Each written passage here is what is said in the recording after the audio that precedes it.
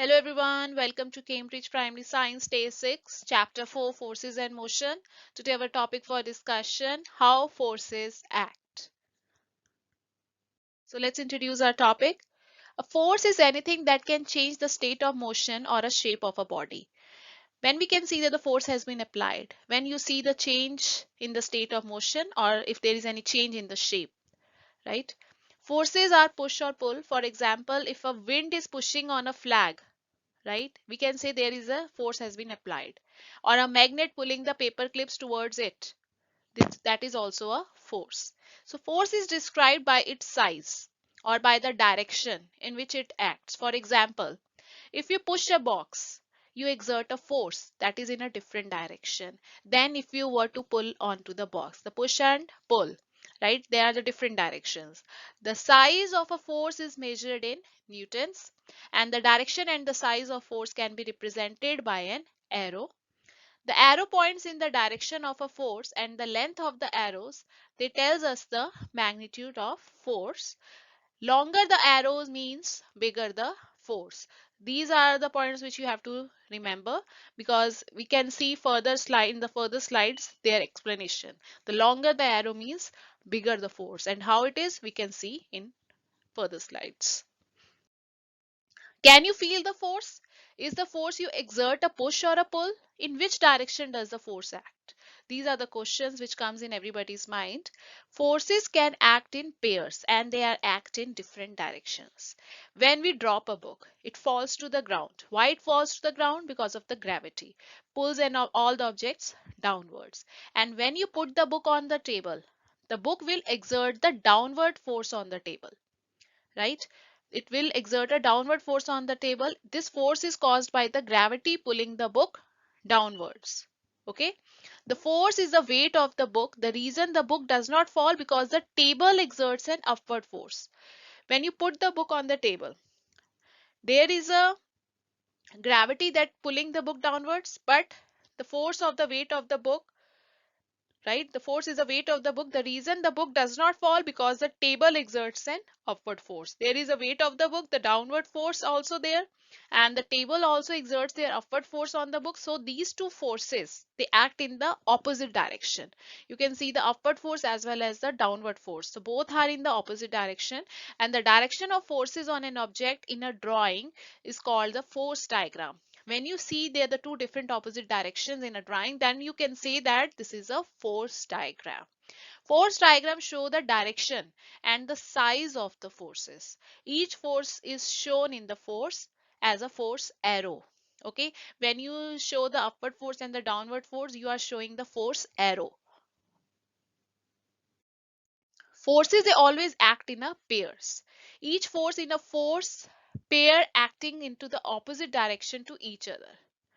Book on the table. Why does not the book fall when it is on the table? Why does it fall if the table is not there? The book on the table does not move, but there are still forces acting on it. If you hold the book in your palm of your hand, why does not the book fall? How is my hand able to support the book? When the book is on the table or when your hand is holding the book, the upward force exerted by your arm or by the table is equal to the size of the downward force from the weight of the book. Oh, if the book is on the table, the book has its own weight and the table has its own upward force, right? The book has its own weight. The book is, there is a downward force, and the table is also giving the force that is an upward force. And when you hold the book in your hand, there is also a force. When the book is on in your hands, there is a force of table as well as the weight of your book in your hand, the downward force and the upward force. Okay, when the forces are acting in an opposite direction on an object at the same size, if the length of the force of the same size, the object does not move. You have to keep in your mind, when the forces are acting in the opposite direction on an object, they are at the same size, the object does not move. What would happen if the force of the book was bigger than the force exerted by the table? The book would fall through the table onto the floor. Okay, if the book is heavier, right, the book was bigger than the force exerted by the table, the book would definitely fall through the table onto the floor. But if there is the same size of force in both the direction, the book will not fall, right? Why does a boat float onto the water? What force does the boat exert onto the water? In which direction does the force act? Does the water also exert a force on the boat? These are the questions which comes in our mind. Forces acting in the opposite direction, like the water pushes upward with the same force as the weight of the boat pushing downwards. In the previous slides, you have seen the forces between the table and the book, and that of the hand and the book. Here you can see the forces between the, that is boat and the water. The force is acting in the opposite direction. The water pushes upward and the same force, with the same force as the weight of the boat pushing downwards. There are some of the common misunderstandings and misconceptions. Forces are push or pull. Students think that the forces in terms of movement of objects and do not realize that the forces act on the objects even when they are stay still.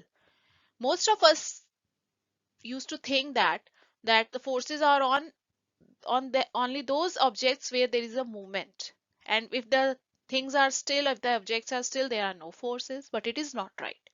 They believe that something is not moving, there are no forces acting on it, because they are unable to see a table pushing upwards on a book. Because you are unable to see that table is pushing, the table also exerts some force, because you will say the weight is there and it will fall down because only the book is giving a force. No, table is also giving us a force, that is an upward force pushing upward on a book. They think that the table is not exerting a force.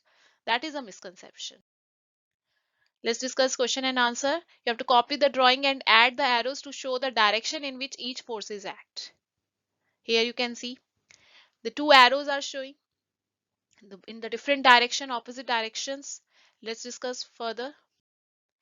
Is one force bigger than the other? No, both the forces were same in the previous slide. Say why or why not? Because the wall does not move and the man does not move, and there are the both the forces, right? There is no force that is bigger than the another, and because the wall does not move and the man does not move. Next question. When you stand still, why don't you sink into the ground? Draw a force diagram to explain your answer. These are the two forces you can see. Your weight pushes the downwards to the earth because of the gravity. The earth pushes upward in the opposite direction on you so that you don't sink into the ground. The two forces are equal and opposite, of the same length and of opposite. So that's why you don't sink into the ground. Thanks for watching. Do like and subscribe my channel. Bye.